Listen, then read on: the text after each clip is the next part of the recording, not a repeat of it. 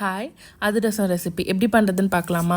2 cup பச்சரிசி 2 to 3 hours ஊற வச்சுட்டு இது வந்து 20 to 25 minutes நல்லா வந்து நிழலில் காய வச்சு அதில் இந்த மாதிரி கையில் தொட்டால் ஈரப்பதம் இருக்கும்போதே மிக்சர் ஜாரில் சேர்த்து அரைச்சி சளிச்சு எடுத்துக்கலாம்.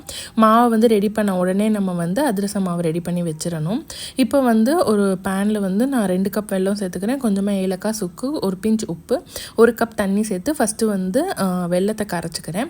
இப்போ கரைச்ச வெல்லத்தை ஒரு ஹெவி பாட்டம் பேனில் நம்ம வந்து வடிகட்டி எடுத்துக்கலாம். கொஞ்சம் நெய் சேர்த்துட்டு ஒரு கம்பி பதத்துக்கு நம்ம பாகு காய்ச்சிக்கணும். அதை தண்ணியில் ஊற்றி பார்த்திங்கன்னா அந்த பாகு வந்து ஒட்டாமல் நல்லா உருண்டு வரணும்.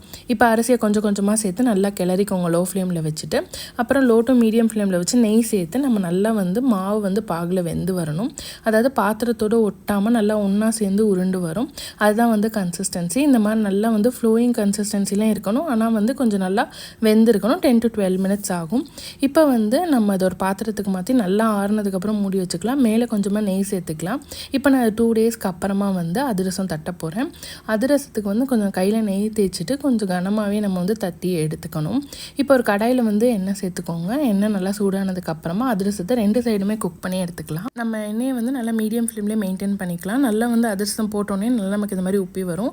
இன்னொரு சைடும் திருப்பிட்டு நல்லா இன்னொரு கரண்டி வச்சு நம்ம இதில் எக்ஸ்ட்ரா இருக்க எண்ணெயை நம்ம வந்து இதிலே வந்து ரிமூவ் பண்ணிடலாம். ரொம்ப அமுக்கக்கூடாது, அப்போ ரொம்ப ட்ரை ஆகிடும்.